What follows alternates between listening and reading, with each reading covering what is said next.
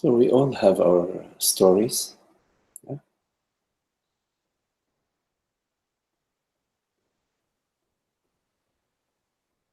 We're living, in a way, we could say that we are living our narrow, personal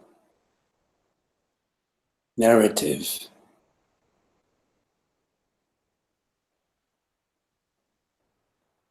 And that our life is this personal story.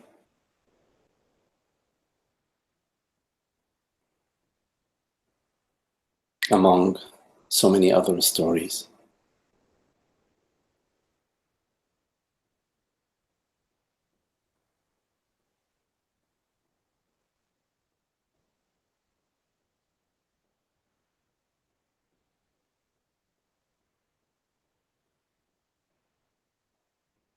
With our memories and some happy memories and some unhappy memories.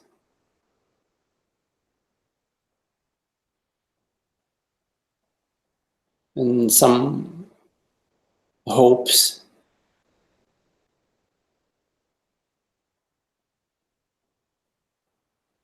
and maybe some resignation.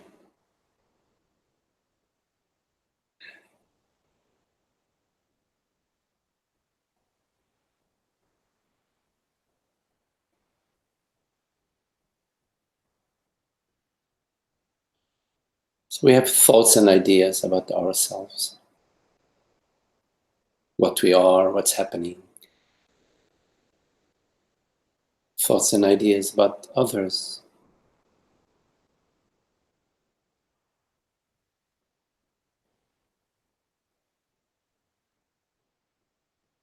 What they did to us, the right and wrong.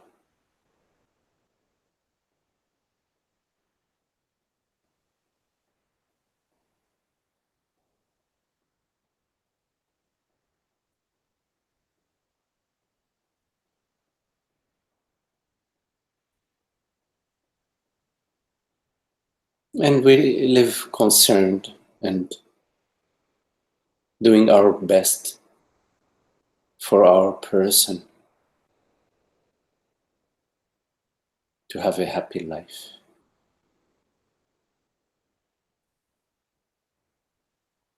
And of course, our family, the people we care for, we want them to be happy too.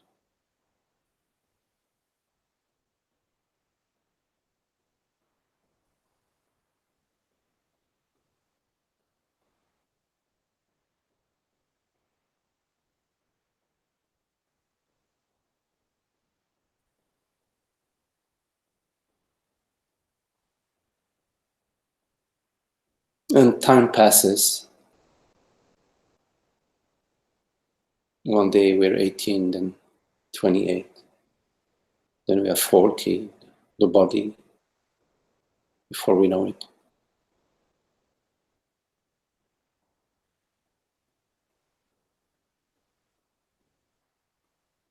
is starting to lose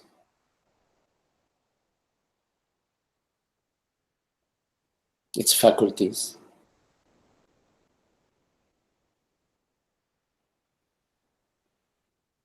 And we are still entertaining our stories.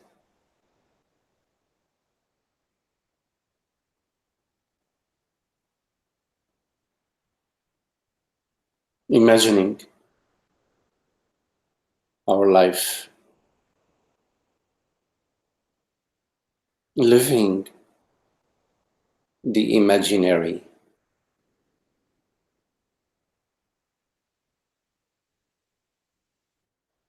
feeling and believing that we are actually living.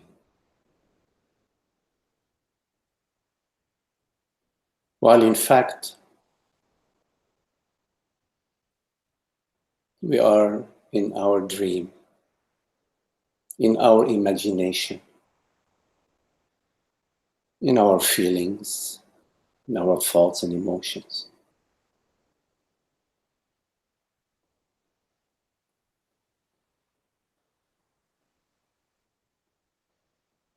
We may even wonder, what is this guy talking about right now? Of course, that's what life is. That's all I know. That's what's happening.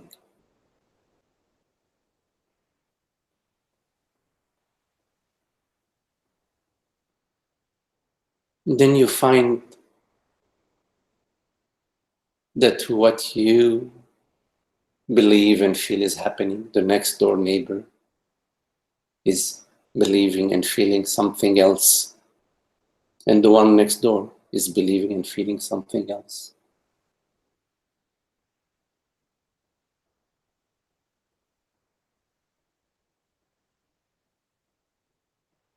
Within each bubble, there is the impression that that is what it is about.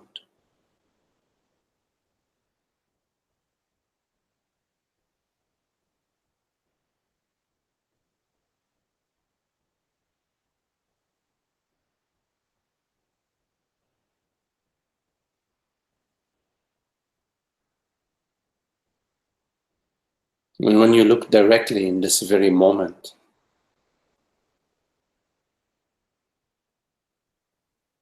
you don't find a story. Because in this very moment, there is no time. There is no past or future. You cannot go to 1 second before now and 1 second after now.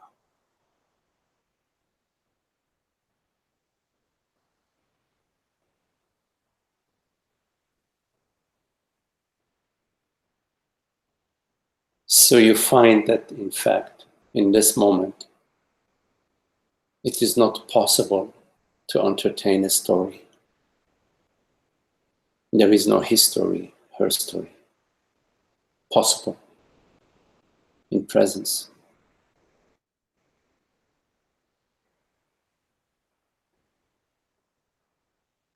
Then the question may arise, what other now, what other presence, what other experience is there outside of the timelessness of this.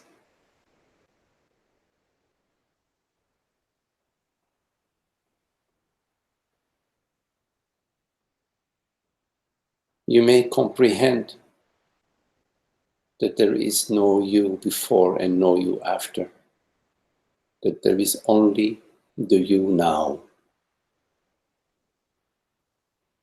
It is not possible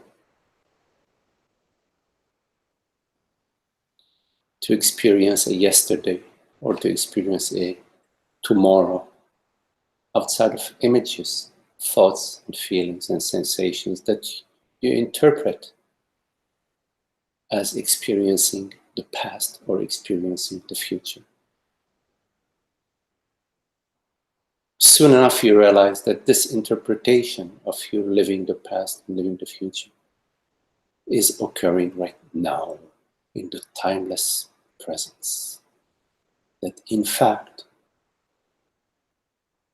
there is no such thing as experiencing before and experiencing after. There is no such thing as experiencing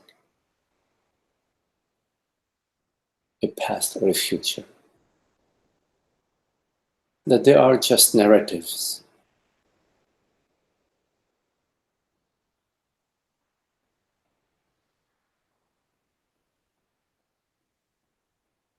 The you of yesterday and the you of tomorrow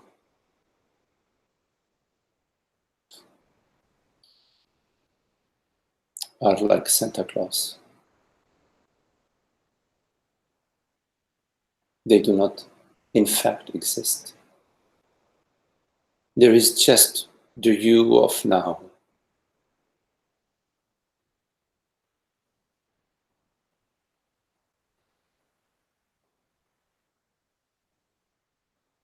And the you of now is right now hearing these words, perceiving this perception, knowing itself as I am.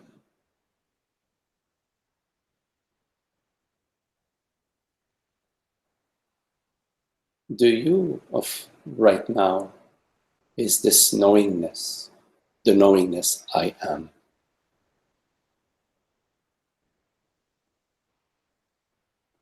That has no storyline, has no father and mother.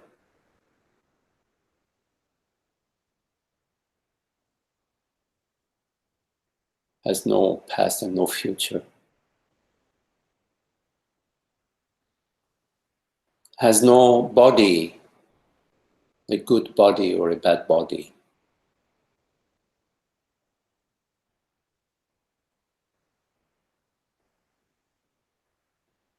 Has no personal property, does not know gain or loss.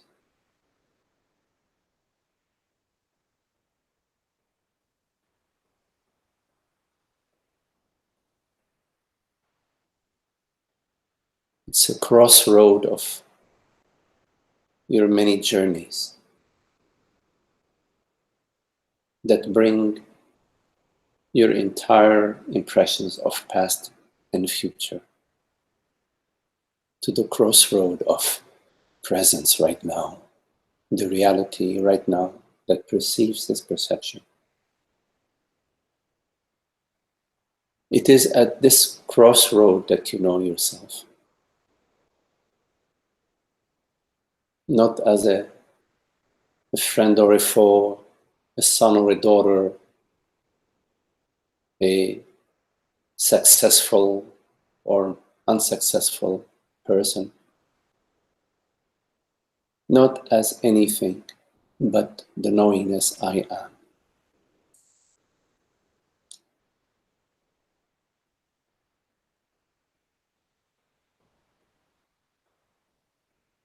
This knowingness I am is void of form,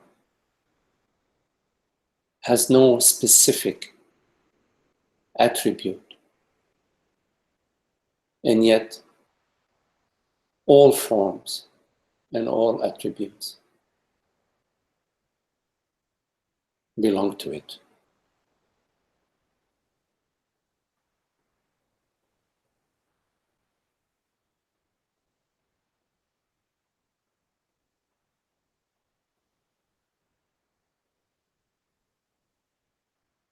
while your experience is uninterrupted beingness, uninterrupted timelessness, uninterrupted presence, you imagine that you live it, you imagine that you are living in time and space.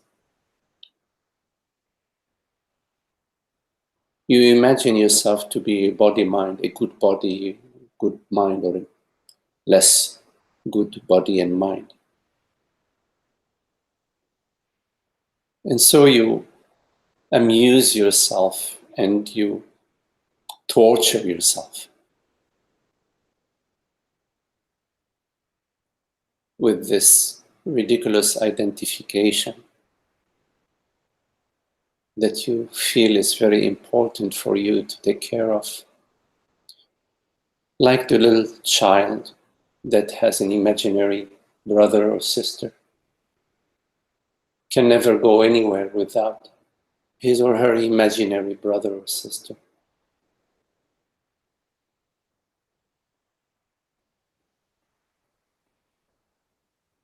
Cannot have breakfast without feeding his or her imaginary brother or sister.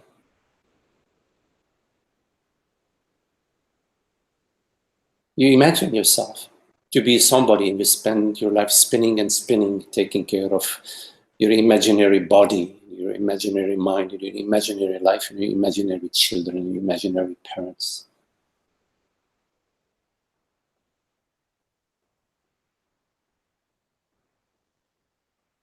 You don't realize the spin and spin that you are spinning. You imagine that you are being real and truthful while you are deep in the delusion, imagining yourself to be body-mind, living your life preoccupied with your name and fame and your body, acting selfishly and carelessly on behalf of this imaginary me that you imagine yourself to be, digging deeper and deeper the groove of your personal identity and your angst and unhappiness.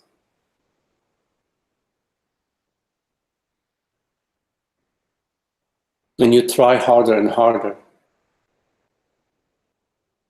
like being stuck in the mud and spinning the wheels, you can only get deeper and deeper in the gook. Sooner or later you have to stop, because the spinning doesn't bring you any happiness, nor does it bring happiness to anybody around you. And when you stop, there is only one contemplation. What is really happening? The only thing that is really happening is reality itself. When you ask this question, what is really happening, and you get 10 answers that differ, that is not what is really happening. These are 10 mind perspectives. What is really happening must be real, therefore unchanging. If it's changing, it is not it. If it is your health, it's not it. If it is your wealth, it's not it. If it is your good fortune for your family and your tribe, it's not it.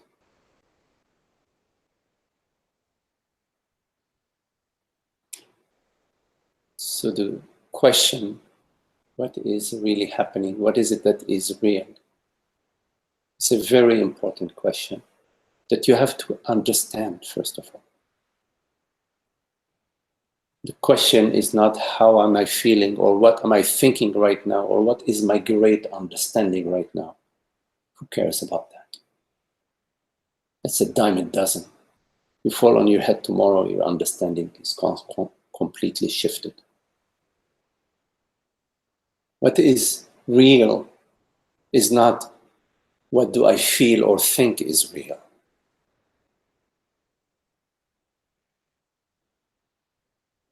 what is real, that question refers to what is absolutely real under all circumstances, independent of thoughts, feelings, sensations, perceptions, and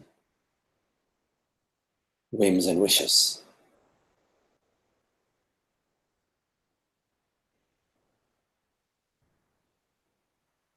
Because if you are not contemplating what is real, there is no other option but to be entertaining what is unreal. There isn't a third option. There is not a semi-real. Either it is true and real, or it is untrue and unreal.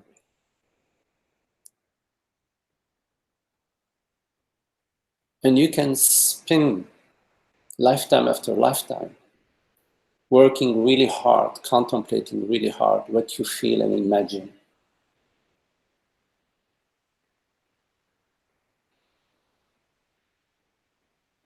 Which is constantly changing and shifting. Sooner or later, you will no longer be able to bear the size of the thing on your head that happens when you're hitting your head against the wall. What is it called? Bump. The bump. Sooner or later, you will be sick of living with the bump on your head from hitting that brick wall. So in your experience, what is real is not your thoughts and feelings.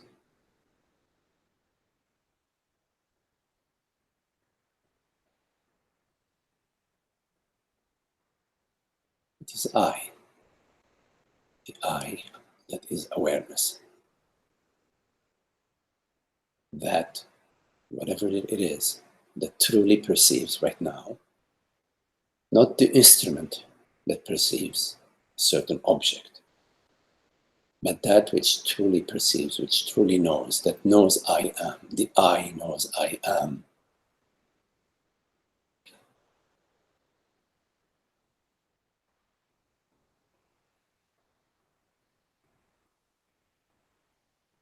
And this knowingness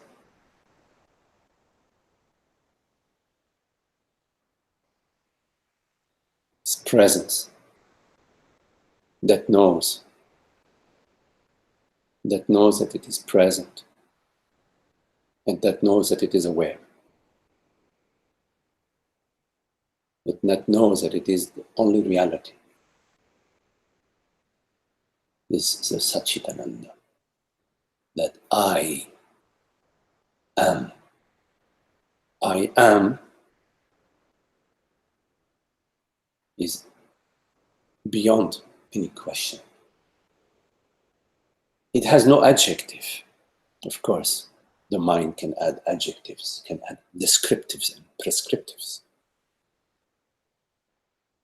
But of its own, I am is presence. Is unquestionable, beyond any doubt, I am. Whatever the I is, before it becomes something, it is isness itself. The I am. Sat. I am. You need to firmly contemplate I am. Take a break from what am I doing, where am I going, what's happening to me. Just contemplate I am. Pure I am. So that there is a firm establishment. You're firmly established in I am as I am. That I am. Undoubtedly I am. And this I am, within this I am, there is the knowingness that I am. I am and I know beyond any doubt, without needing to inquire with a neighbor or inquire with a priest or a rabbi or guru. The knowingness is within the I am. The I am within it, inherent to the I am, is I know I am. The I that is, which is isness, is also knowing of its isness. It knows it is. And it knows that it knows. I know that I know. There's no doubt about that. That's a direct, unmediated knowingness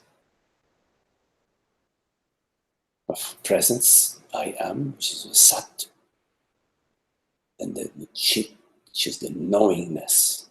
That the I, the presence, is an aware presence.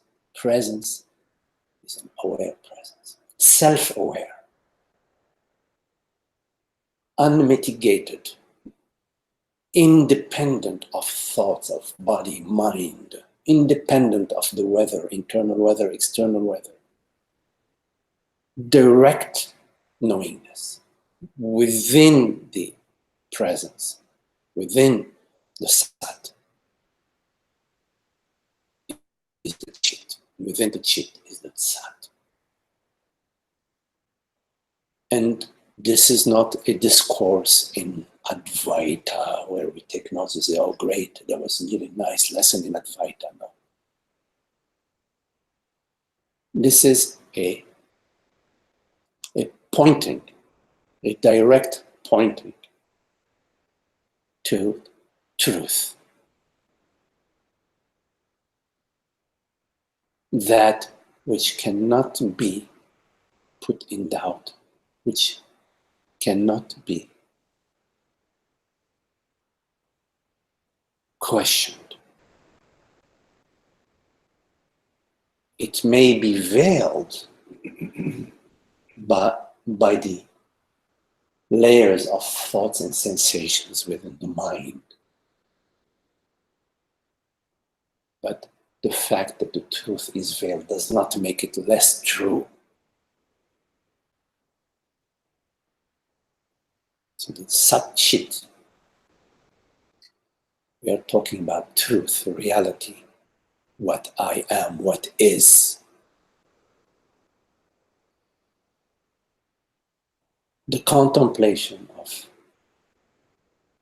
I am and that I is knowing, inherently independent of any external factors. Once that blooms within you and settles within you beyond any doubt,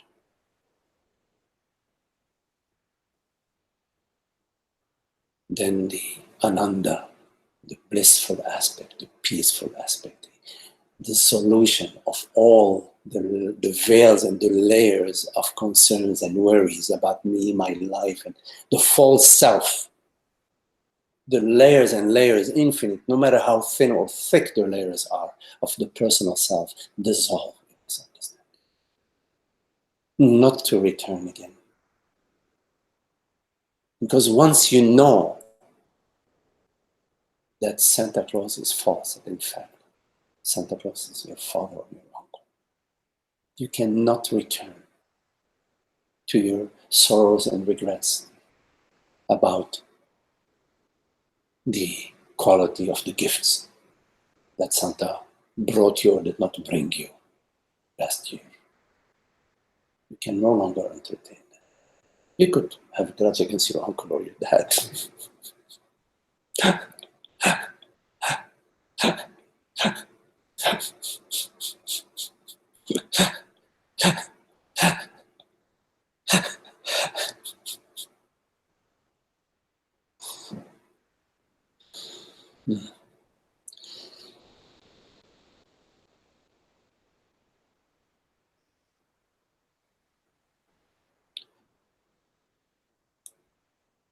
This is the direct pointing, the direct teaching to truth.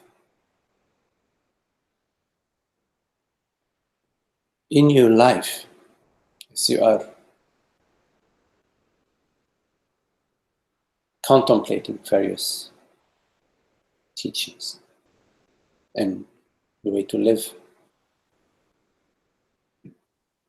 be watchful how you are living. Because it is possible to be living and deepening the roots of the personal self, entangling yourself more and more into your personal thoughts and personal feelings and the neighbor and what this person did and that person did, and I want this and I want to safeguard all my money, all my goods. I don't want anybody to touch it and be all concerned about your retirement, your body, your God only knows what it is that you know, all those personal, the personal concerns that reinforce and maintain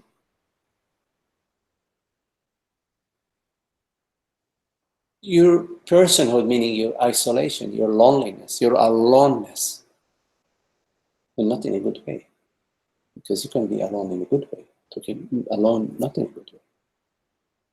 Your worries and concerns, your jealousies, your misery, is that an English word? Misery.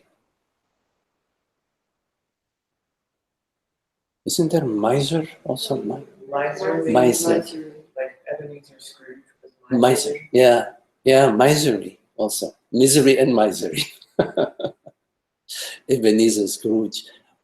We have to watch it, Ebenezer Scrooge within ourselves. And all the other characters, because we have all these very different characters within us. Because if you are living against those tendencies within you that keep you in your personhood, it's a good thing, because you're challenging yourself. You're challenging yourself, you're exposing yourself. And what is it you're exposing? The faults. Because what you are is already exposed. It's the shining light of awareness. See? So yes, to expose the faults by going against those tendencies. Or, if it's not possible to go against your tendencies, when those tendencies arise, to do your best to not to walk that walk, just to stop, to be still. Experiment with living differently than the patterns that have been conditioning you. You will find within yourself the difficulty. And that difficulty, you have to come upon it. Because if you don't come upon it, it just continues to run you. It continues to operate. You have to come upon this difficulty. Your worries, your personal concerns, they spin you into thoughts and into conversations and into actions. And that spin into thoughts and conversations and actions maintain and reinforce your spin, reinforce those tendencies, as opposed to just remaining still. To experience that, to experience the fear, the emotion, the anxiety, the worry. To experience it. And there is experiencing from a distance, where you're experiencing at the same time you're protecting yourself. Okay, I can experience it 100 yards is good. You say, it's good, yeah. Oh yes, I'm experiencing the misery. Yeah, good. Sipping my tea, watching a movie, you know. Okay, and come back to it a little bit. No. It's okay to do that too, but sooner or later, you have to get closer to it. You have to watch that. Experiencing it and at the same time protecting yourself is not genuine. It's not truthful to yourself. You are tricking yourself, you see.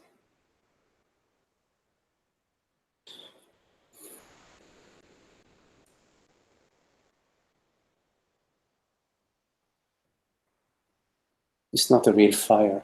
There is no real fire. It's only imagined. It's in your story. There are no real problems.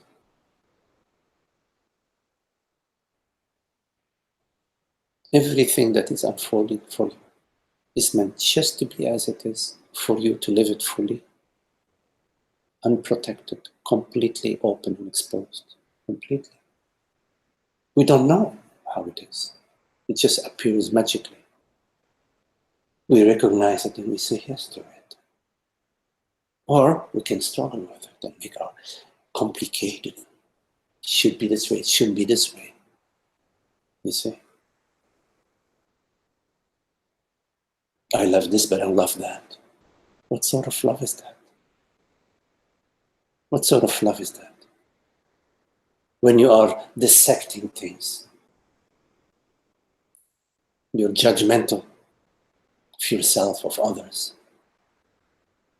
You have to look, it's very subtle. Sometimes it's very subtle because we have a very good way of camouflaging that within ourselves. We do like a nice painting on top of the gook. We sprinkle gold dust on top of the mud. We say, oh, gold.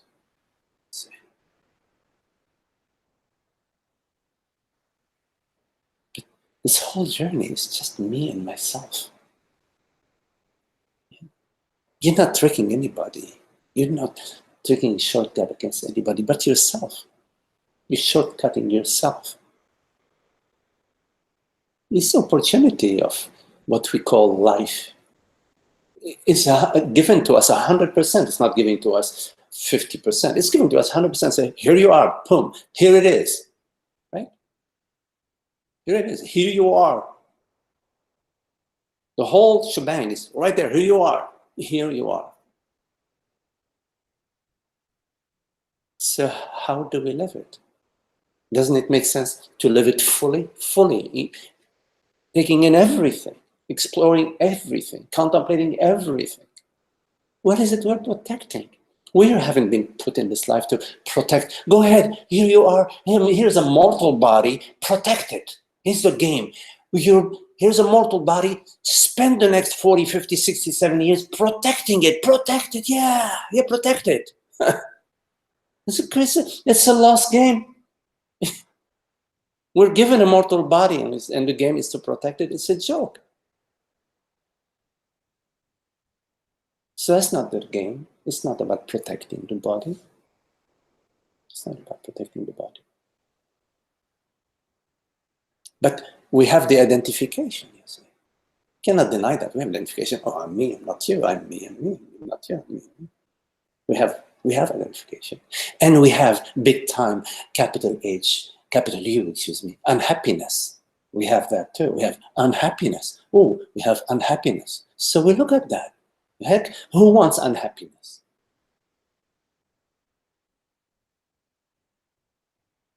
You could have $20 billion, the biggest home, the greatest friends, the greatest partners, the best health, and be unhappy. Would that work for you? You'd say no. No.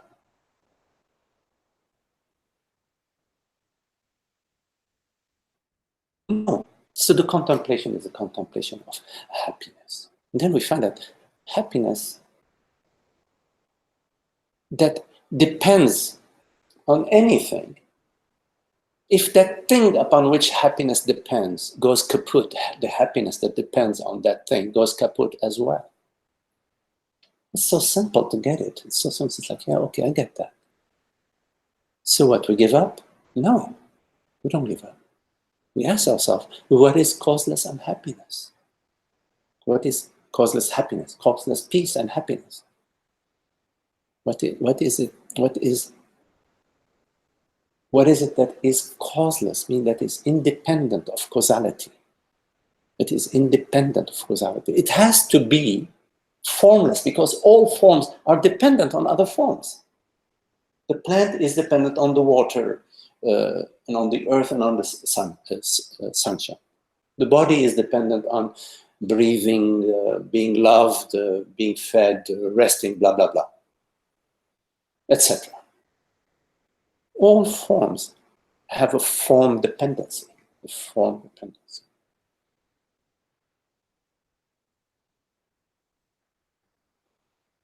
So what is it in our experience right now that we can know directly, that is causeless, that is not a form? Only Sat-Chit-Ananda. I am not the instrument body mind through which I can perceive green, red and blue and purple. The I, that is the I, the true isness, beingness, being.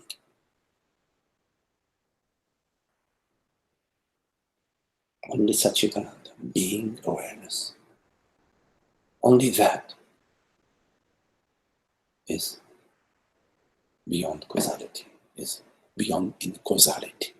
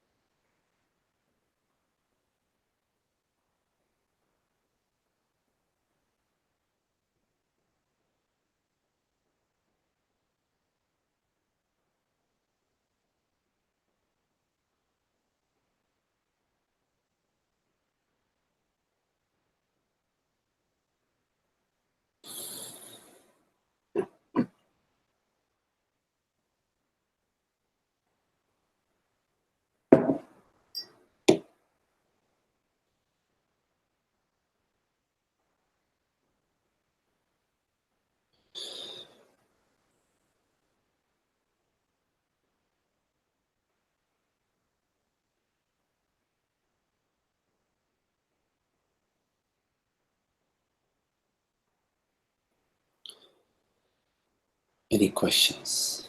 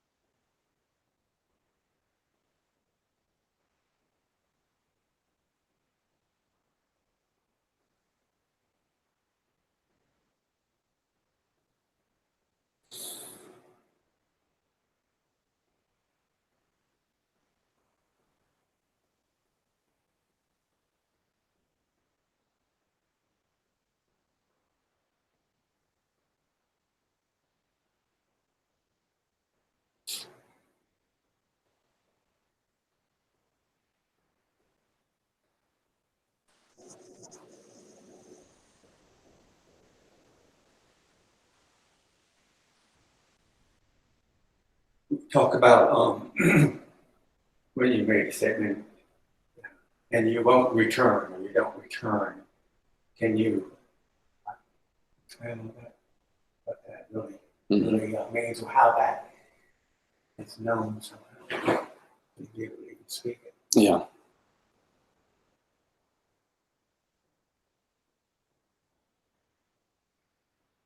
You know, in the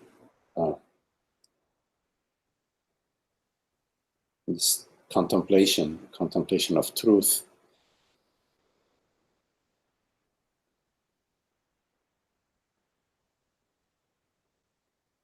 there is an erosion of ignorance by hearing the teaching and by contemplating the import of what is being shared. The inquiry into is consciousness personal, mortal, and limited, that contemplation which we're conducting, and which each of you is conducting in your own way, reveals over and over, in maybe in bits and pieces or more globally, that in fact consciousness is not contained, is not limited, has no boundaries, is not personal. It is real, and the reality of consciousness also refers to its universality, because there is no personal reality. Reality is absolute.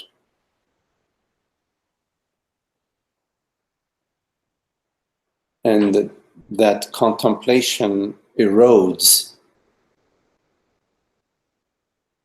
the many impressions and sensations and feelings and beliefs in the personal experience, that in fact there is a personal chooser and a personal doer, and awakens in you the understanding that in fact the doer and the chooser is universal.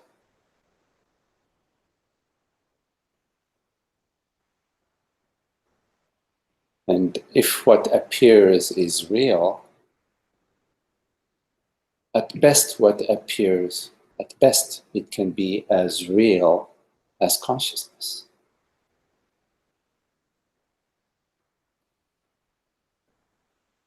And is not apart from the reality of consciousness.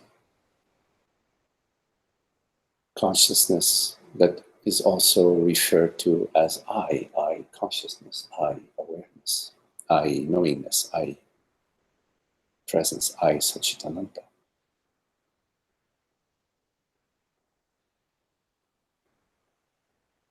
And although the impressions of personhood, of a personal doer and a personal subject, may still arise and resurface in a way,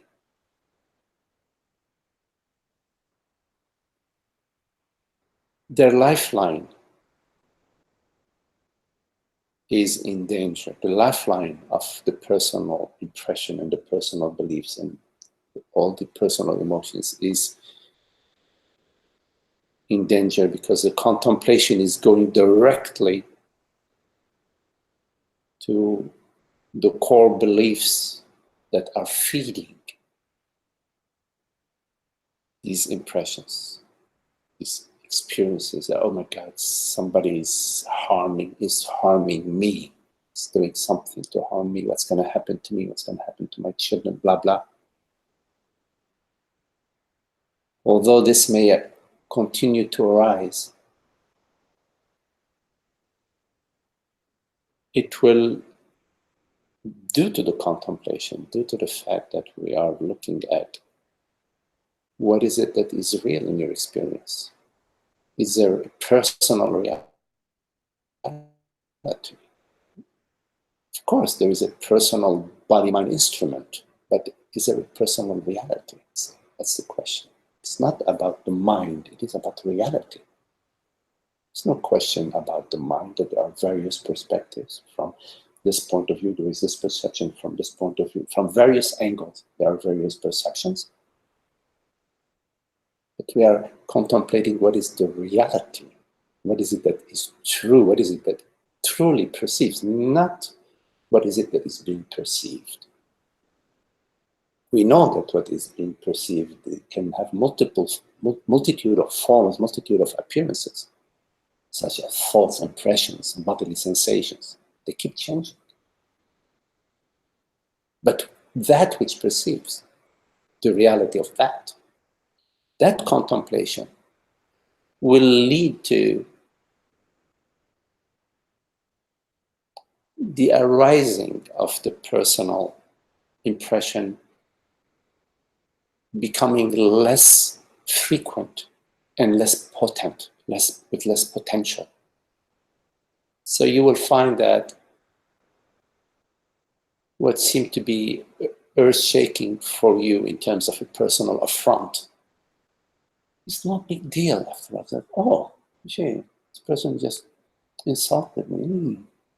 Interesting. You will find that the affection, being affected, is decreasing and is moving more and more towards its absence. So that you will find that the world, body, mind is, you are no longer subject to the world, body, mind. In terms of your question about no return, this understanding of the reality of consciousness, its transparency, its beingness, the I am, the path goes widening, wider. And as it's widening, it's not just linearly widening, it's also curving out. Like what do you call the Levantine? How do you call the in Spain? The fan, like a fan. You know, you're opening the fan. It's at some point the fan forms a circle. It forms a circle.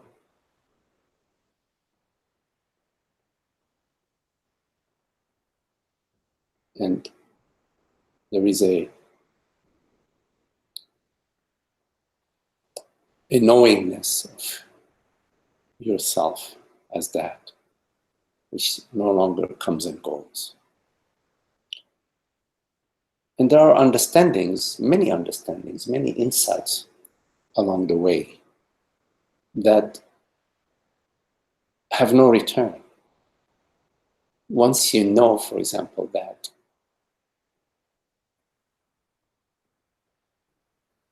you perceive the tree, but you are not the tree. What is perceived is a form, has a certain beginning and ending, but that which perceives is undescribable, has no form, no beginning, no ending, it has no color, no shape, no shade. Although you may forget this understanding, that understanding is there. You cannot go back to believing that you are an object that may arise again as an echo. But when you look at it, and again, it's a matter of looking at it. But when we are living automatically, we are not looking, we're not really contemplating. We are busy with what's the next thing I can get? What is the next thing I can protect? How much more money can I save for myself? You know, when we are not contemplating.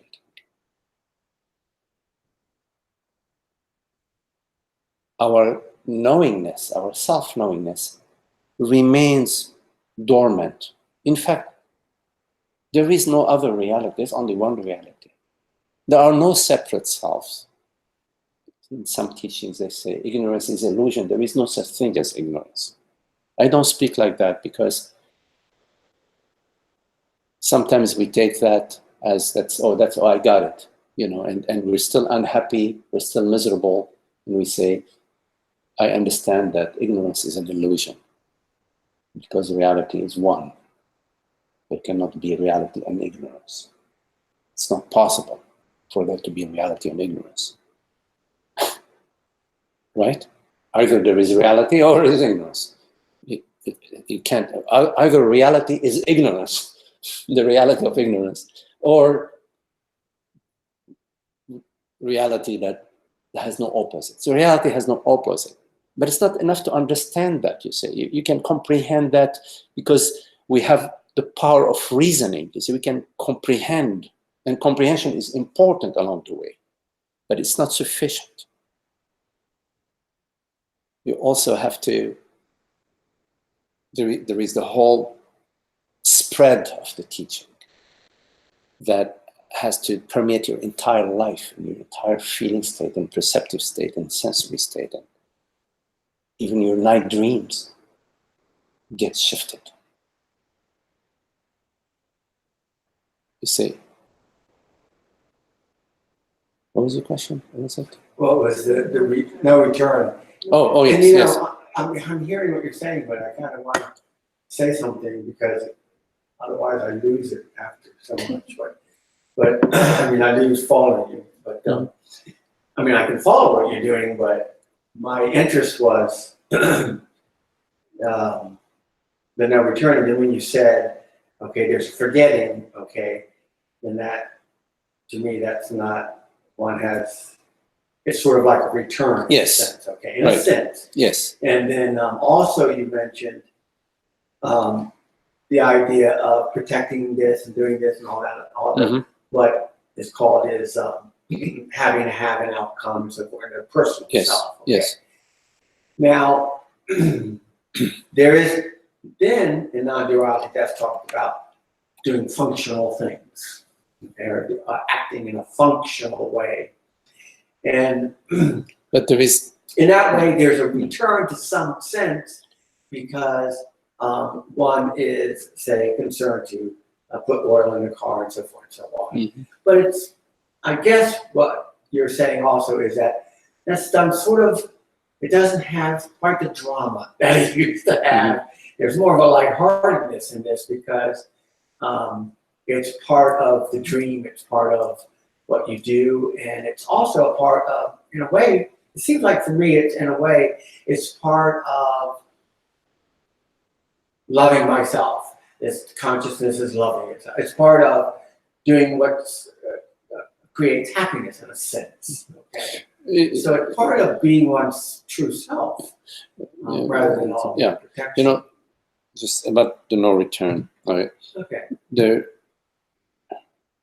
So there is the understanding that what I am is consciousness, and that what everything is consciousness. There is that understanding.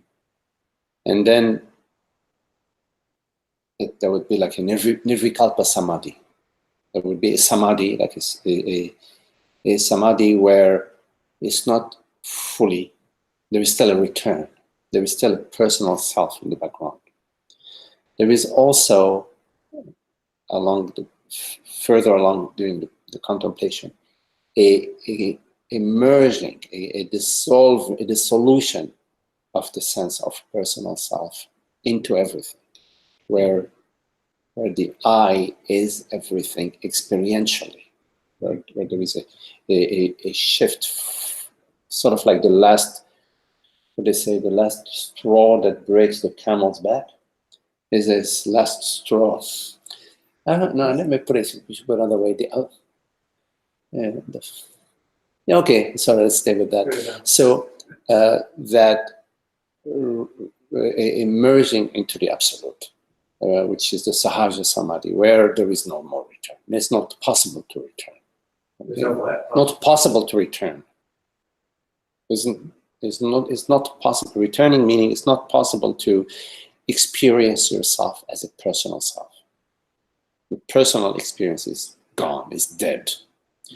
Francis likes to say what, 99.9%? Okay, so yes, I'm just gonna, because I honor Francis's teaching, 99.9% no return.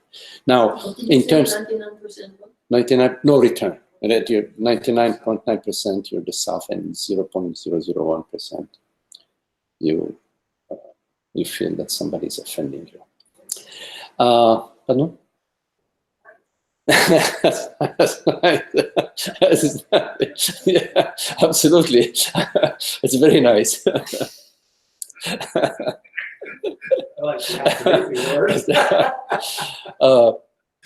The daily activities, you say, you know, there are still activities that needs to happen. So, okay, like right now, for example, the body is breathing, right? You could say the body is breathing, and And there is perception. There is also perception. It's a sensation of your feet on the ground. There may be hunger. There may be some sensation of hunger. There may be a thought. Oh, well, not tomorrow, we're not working, but I need to put some gas in the tank. I remember, it sort of flashed that the needle, the indicator was low on fuel, so there's a thought, but fill up gas. And there may be also an itch, an itch, and there may be the thought that, make squash soup today. It'd be nice to feel like, this is squash soup sort of feeling rise. And the next thing that may arise is like you hear a ring in your ear, and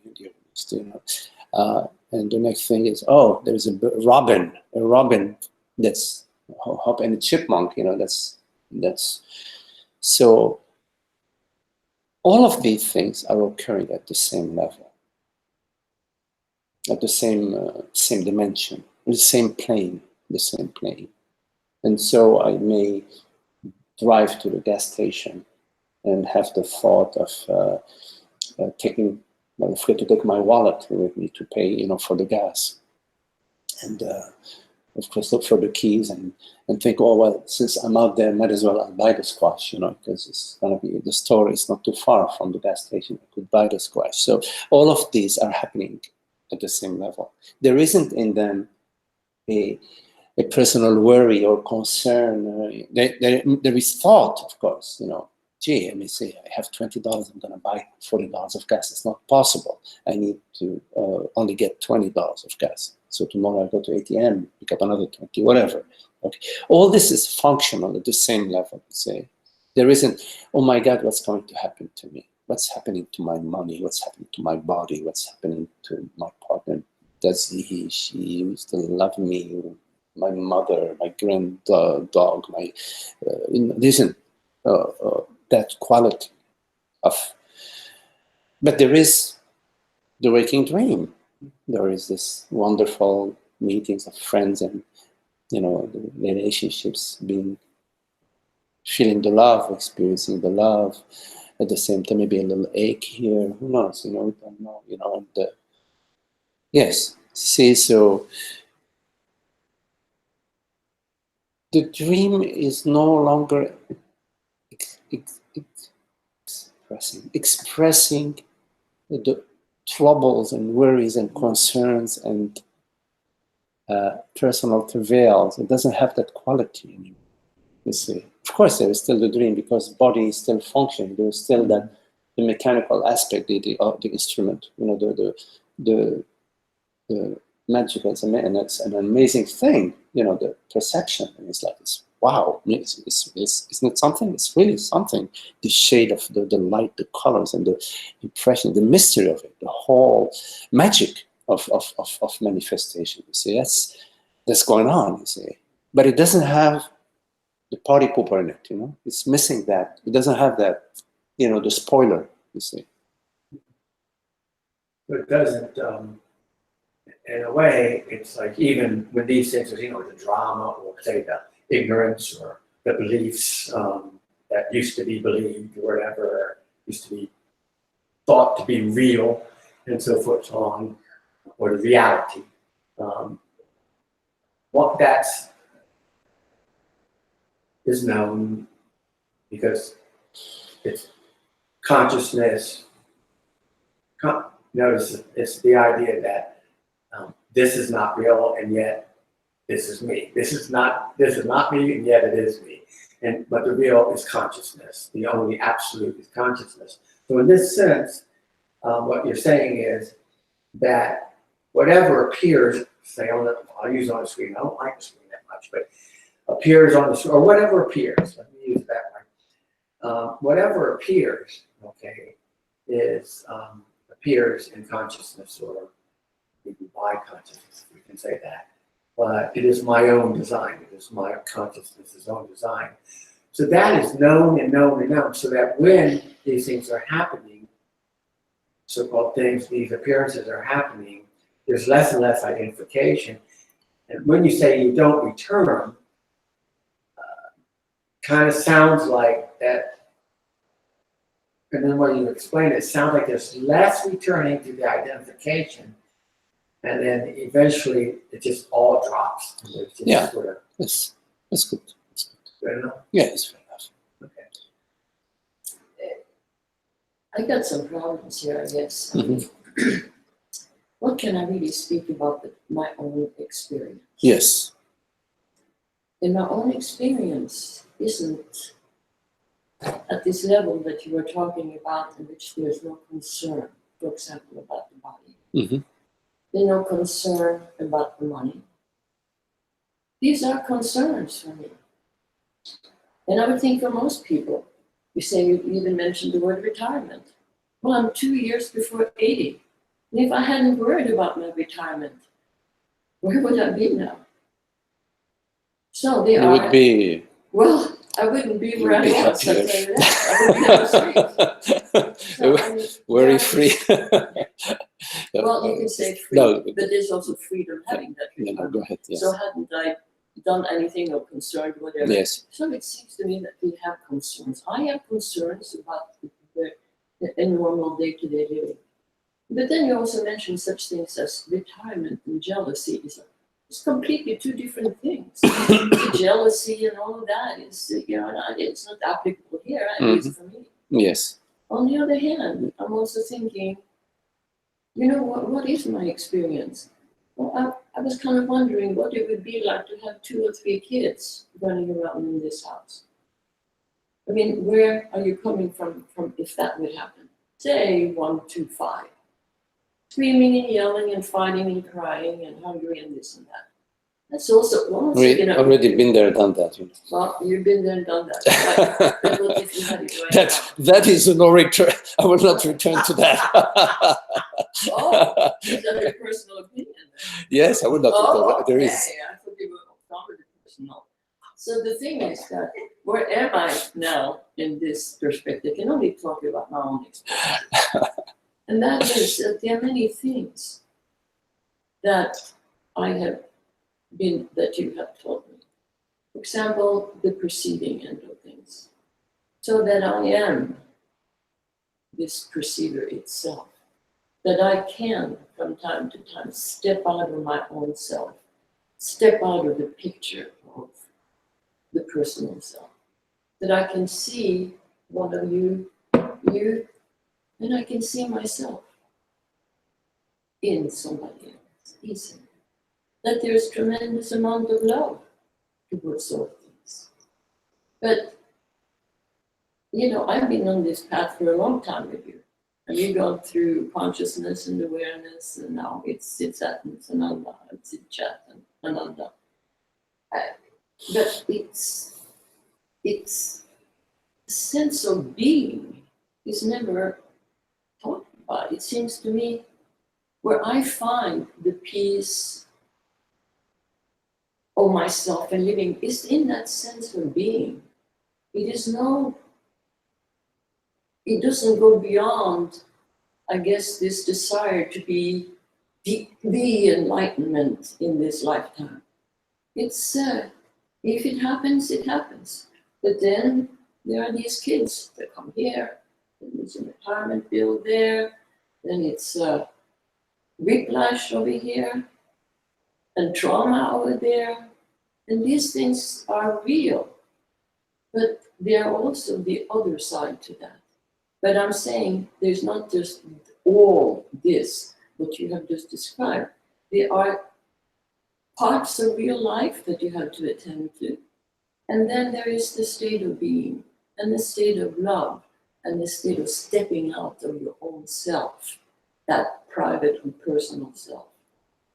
So it's just hard for me to sit and hear that this is the ideal, that I am and that is all I am. I am has never really worked for me, because I think that if I am in a non-meditative state, if I am into the personal self, then I am blah, blah, blah, blah, blah, blah. Now, I can say this awareness, to be aware of the awareness, which I am. So all I'm saying is that I can only be true to myself and see what I am. And so I just don't see if any of us here has this peace and quiet that you need for 100% contemplation. I'm just curious. I'm asking out of curiosity. You're asking me if anybody has. No, I'm asking you what you know, when I present that picture to you, where's that picture? It's your picture. I have So no. is it a personal picture? If you find that it's a personal picture,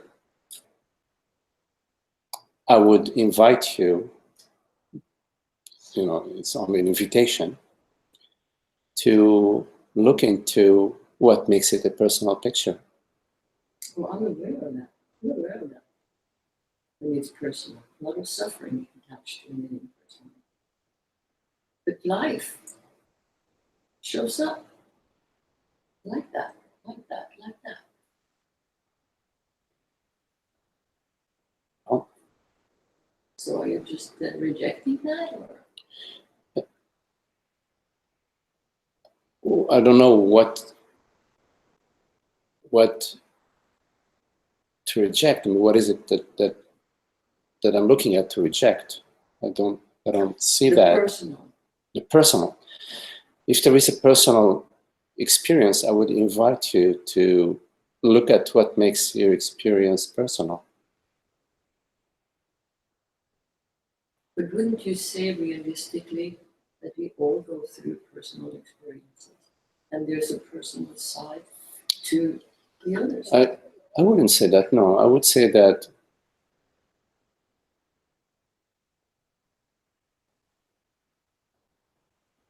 as long as the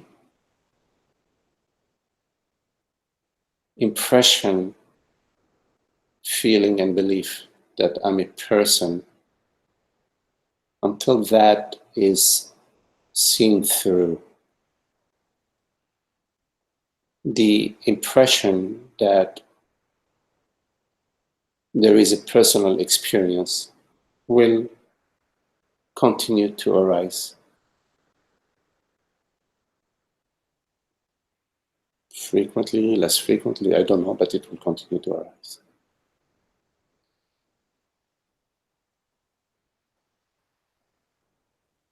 It seems to me that life itself has the other aspect of it. They pay your taxes. You all have to do I'm not talking about paying always. taxes or about filling your No, but car with life gas or about shows- taking care of the children, changing the diapers or whatever it is. I'm not talking about that. I'm talking about the personal impression. I'm talking about experiencing yourself as a person. That's what I'm talking about. Experiencing yourself as a person. That's what I'm talking about. I'm not talking about what is happening, what is unfolding, whether it is children or whether it is you're in the corporate world or whether you're an artist looking for grants or whatever. I'm not talking about that. But is it truly possible to step out of the personal? It's not possible to step out of the personal because the personal is not something that you step out of. It's something that you sort of see through. So it's not that stepping out of the personal. It's more looking into, investigating, into inquiring, into looking at what makes your experience personal. What are the pieces of the puzzle? It's more of an inquiry rather than stepping in and out of a costume. You cannot step out of a cost of that impression. It's a process of inquiry and seeing an insight into what is your reality. Now, there is, you say, my experience is this, that, and that, and that, and that.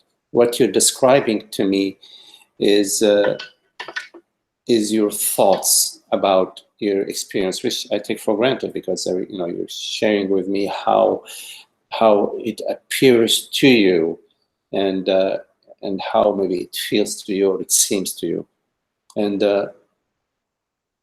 based on what is appearing, given that there is a certain objects that are appearing, you may be, I'm not sure that you may be inferring that therefore it is personal, because I have to plan my retirement, I have to plan my health plan, because I have to plan filling the car with gas, because I have to plan buying food for the grandchildren, whatever it is. Therefore, my experience is personal. So you are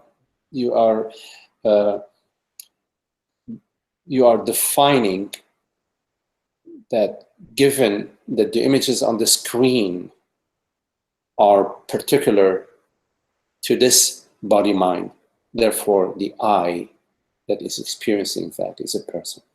And that is something that I'm inviting you to look at. What is the reality that perceives?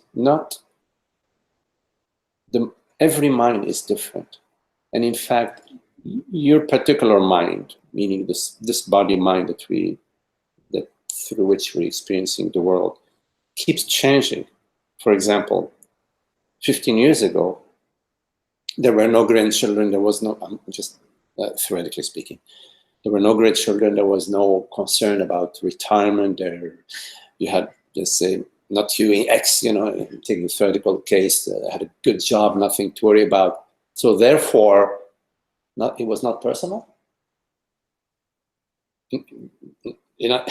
What I'm saying is that is the fact that the images on the screen change or become more dense, does that mean that it's just moved from being impersonal to being personal? It's a good question. It does not have to do with the images on the screen. It does not have to do with what is happening in your life. Of course, what is happening in your life may require from you to just lay back in the lounge chair in the Bahamas sipping your martini, or it may require for you to take care of 3 grandchildren, retirements, fixing your car, blah, blah. What's appearing on the screen can differ. But the I that perceives deep sleep, that perceives night dreams, that perceives this perception right now, or that perceives the grandchildren running around in the house, that I is that a person? Is that I the body-mind? Is I a body-mind? That's the question that we're looking at. And it requires looking at the source and not downstream, because downstream you will find a lot of activities, a lot of differences. You will find differences between your experience and your neighbor's experience. You will find differences between your experiences yesterday and your experiences today. You will find differences between your experiences in the morning and your experiences at night when the kids are sleeping. So the fact that there are differences in what's appearing on the screen,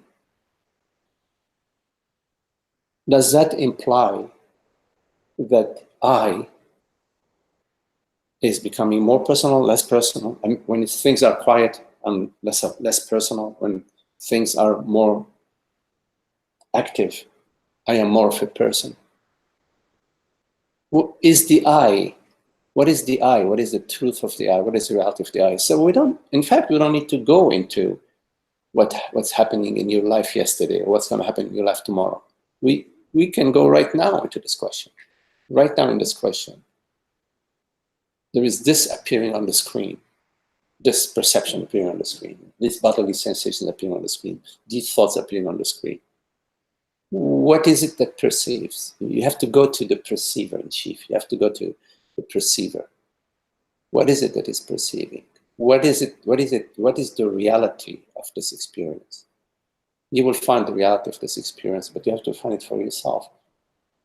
is I, awareness. And that, you cannot call it a person. You cannot call it, you cannot say that's Magdi, or that's Joe, or that's Jimmy, or that's Elena.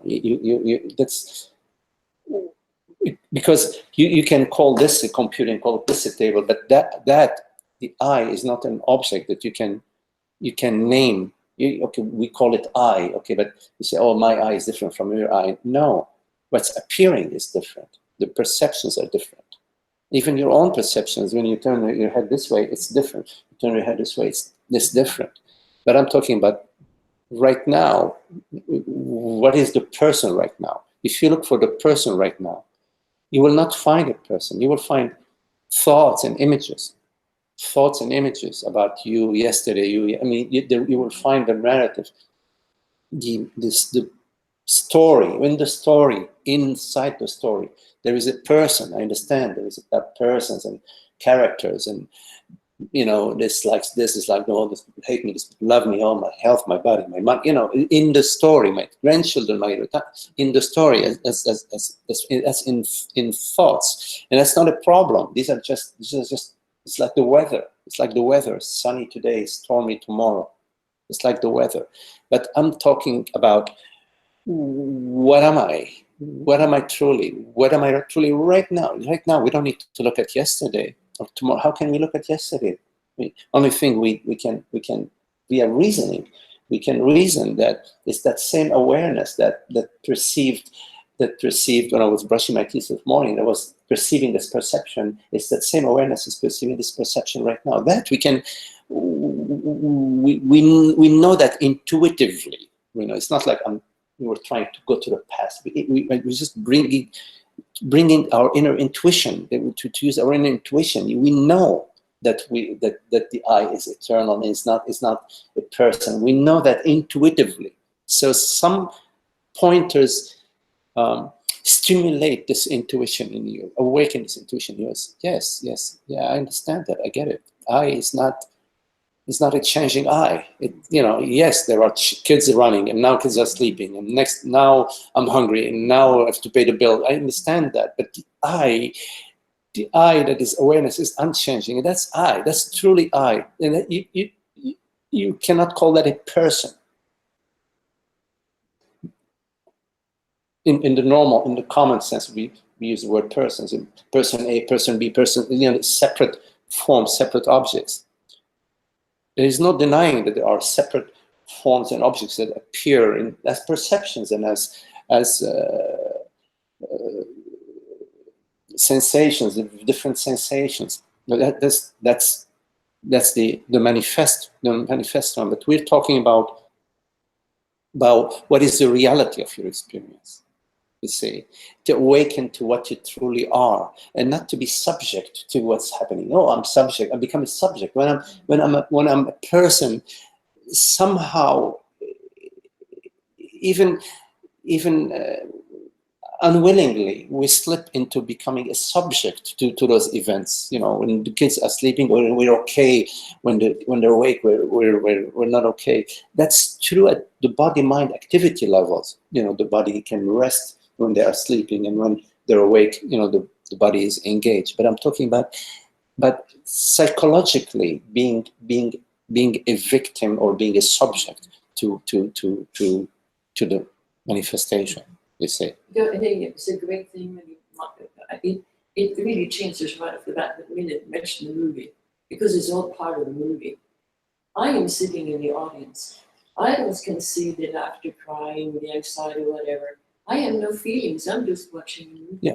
That's essentially all of this is what's happening. You're watching, it's part of the movie. You're watching the movie, and also you're engaged in the movie at the body-mind level. The body-mind is engaged in the movie. Yeah. It's sort of an interactive movie. So the body-mind is engaged in the movie. Really happening. But nothing is happening at the level of the I, of yourself. Nothing is happening. It's important for you to contemplate that. No, I understand it. Yes. That movie, it came back to me. Yes. So, I'm watching it. But the personal sense feels this, and I do feel anxiety. but I could feel depressed Well, over this. But the- then I truly feel the suffering of my Yes, personal I self. mean, there is a difference between, at the body-mind level, sometimes there are complexities. You know, you've got to feed the kids, you've got to pay the bills, you've got to go to the gas station, you got to go to the market. So there's a certain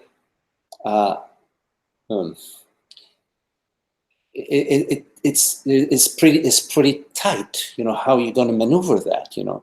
But the key thing is to understand there is nothing at stake. There's nothing at stake. Okay, well, you say maybe feed the kids first, then I'll put them in front of the TV or whatever, and then I'll slip out and fill gas shop, come back, I'll pay my bills tonight, or something like that. So it may feel that it's energetic at the body-mind level. Like in my work, there's a lot of energetic activities, you know, but at the core, there's nothing at stake. Yeah, right. So on the surface, there may be some heat, but the core is at peace and cool and core. Okay, well, it's time. Thank you very much for, sorry, online I didn't have a chance to take some time and take any of your questions. So Anne, Emmanuel, Esther, George, and Zoe will catch up next time. Thank you all.